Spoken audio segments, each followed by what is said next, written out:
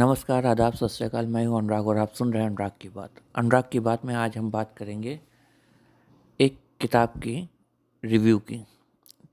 पत्रकारिता की बीते कल से अगली सुबह की तलाश, इसका आज रिव्यू करेंगे।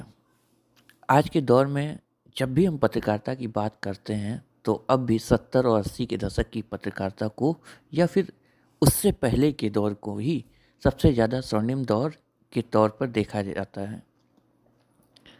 जिस नई पीढ़ी ने इंटरनेट, डिजिटल और मोबाइल के इस युग में पत्रकारिता को देखा है, उनके लिए वह दौर ठीक उसी तरह से है जैसे हमारे पिताजी और दादाजी अपने ज़माने की कहानियाँ सुनाते हैं। दोनों का फ़र्क हमें हर क्षेत्र और हर दौर में दिखाई देता है। ठीक वैसे ही जो पत्रकारिता में नज़र आता है, हमेशा गुजरा हुआ कल एक स्वर्णिम दौर की तरह ही देखा जाता रहा है, जो अनुभवों की किताबों में बंद होने जैसा है।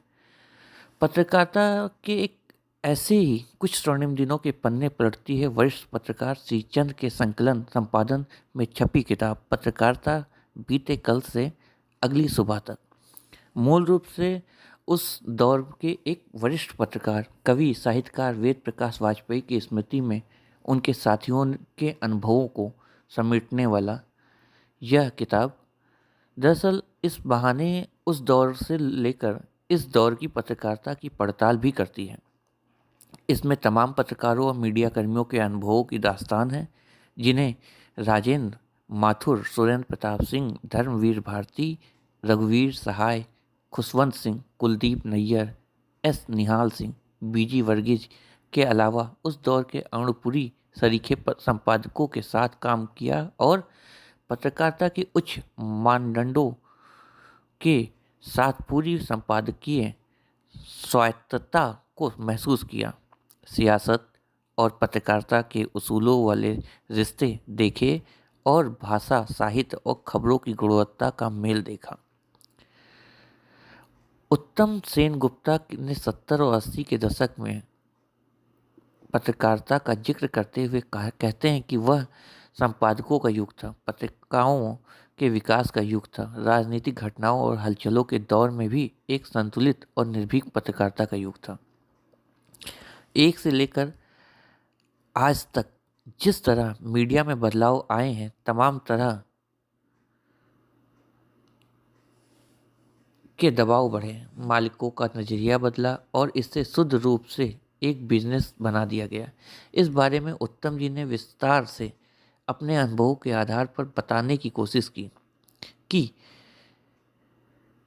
वरिष्ठ पत्रकार नागेंद्र ने एक नए दौर के लिए नए मीडिया का आगाज़ लिखते हुए बिहार की पत्रकारिता की उस दौर को याद किया जब Indian national, Aryavarta, Searchlight, Pradeep और आज जैसे अखबारों का दबदबा था। लेकिन कि इसके बाद से इन अखबारों का अस्तित्व घटता गया और एक नए दौर की पत्रकारिता ने आकार लेना शुरू कर दिया था।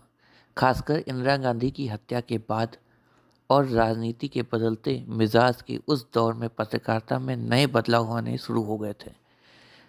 नागेंद्र आज की रीढ़ विहीन पत्रकारिता का जिक्र तो जरूर करते हैं, लेकिन आज सोशल मीडिया के दौर में एक नए मीडिया के आगाज को भी काफ़ी सकारात्मक नज़रिए से देखते हैं। रंजन कुमार सिंह आज यहाँ अखबारों की भीड़ में सही और ईमानदार अखबारों की तलाश करते हैं, तो वहीं सुहेल वहीद ने दिलचस्प संस्करण के दौरान आपको प्रभास जोशी का दूसरा चेहरा भी नज़र आ जाएगा और टाइम्स समूह में बदलाव की कहानी की एक दिलचस्प अंदाज में पढ़ने को मिलेगी। व्योमेश चंद्र जुगरान जहां उस दौर में मिशन और मूल्यों की पत्रकारिता की बात करते हुए अपने नवभारत टाइम्स के अनुभव बताते हैं, वहीं राजेंद्र माथुर को राष्ट्रीय पत्रकारिता की आंचलिक स्वरूप की परिकल्पना का जनक बताते हैं। आलोक मेहता ने भी उस दौर में अज्ञेय और मनोहर श्याम जोशी और राजेंद्र माथुर का इस संदर्भ में भी जिक्र किया है कि कैसे अंग्रेजी और हिंदी पर समान पकड़ रखने वाले इन संपादकों ने हिंदी पत्रकारिता में नए प्रतिमान स्थापित किए हैं। जाहिर है आलोक जी ने नई दुनिया और नवभारत टाइम्स के अनुभव को का बताते हुए आज के दौर की पत्रकारिता के नए स्वरूप के को इस संदर्भ में देखा कि जैसे माथुर साहब और एसपी सिंह के ज़माने के पत्रकारों ने अब भी एक सीमा तक उस परंपरा को भरस बचाने की कोशिश की। मधुरेंद्र सिंह उन दिनों की याद करते हुए लिखते हैं कि वह एक खूबसूरत दौर था जो अब नहीं दिखेगा। वहीं राजीव लोचन मिश्रा को लगता है कि एक दशक के बाद अखबारी दुनिया को जिस तरह नई रणनीतियां बनानी पड़ी, आज फिर से और नए तरीके से वैसी ही रणनीतियां बनानी होंगी। उनका मानना है कि ब्रेकिंग न्यूज़ और सोशल मीडिया के ज़माने में भी अखबार ही सच्चा और अच्छा है। बलवीर दत्त ने जहां आज के दौर की चुनौतियों का जिक्र करते हुए विस्तार से उस दौर की अर्थव्यवस्था, सत्ता और स्वरूप और सामाजिक ताने बाने के साथ पत्रकारिता के बदले चेहरे का तथ्यात्मक तरीके से विश्लेषण किया है, उन्होंने बिंदुवार पत्रकारिता के तमाम आयामों को उठाया है। यह आलेख बेहद शोधपरक है और अनुभवों के साथ साथ इसमें आने वाले दौर में प्रिंट मीडिया की चुनौतियों को लेकर एक गंभीर चिंता भी है। किताब के दूसरे खंड में वेद प्रकाश वाजपेयी आते हैं।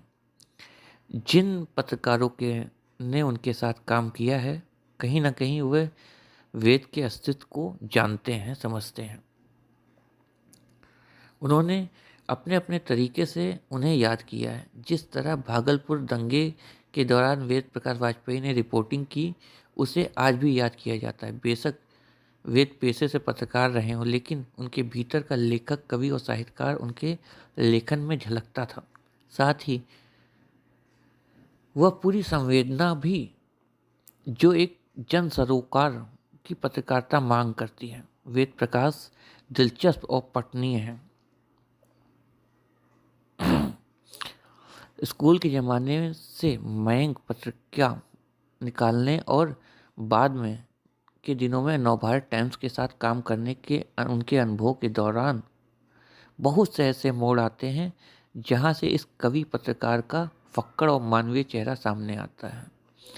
वेद के भतीजे पीयूष कुमार वाजपेयी ने कुछ अतरंग और कुछ अनकही बातें बताई तो इंदु भारती, मिथिलेश कुमार सिंह, अनिल सिंह, किरण शाहीन, गंगा प्रसाद, प्रवीण बागी जैसे उनके साथियों ने बहुत ही संवेदनशील तरीके से अपने रिश्तों में अब भी धड़कते वेद प्रकाश वाजपेयी को याद किया है।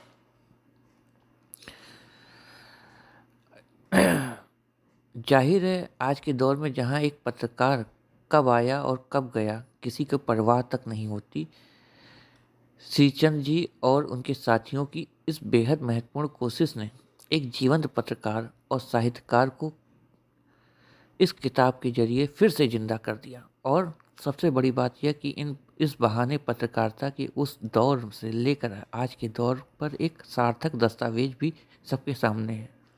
बेशक इसलिए एक परिजात प्रकाशन बधाई का पात्र है। साथ ही इसके अगले संस्करण में इसके भीतर प्रूफ की कुछ गलतियों में सुधार के साथ साथ कुछ बेहतर और यादगार चित्रों की कमी को भी पूरा किए जाने की उम्मीद भी है और अनुक्रमणिका में लेखकों के नाम भी शामिल किए जाने की ज़रूरत है।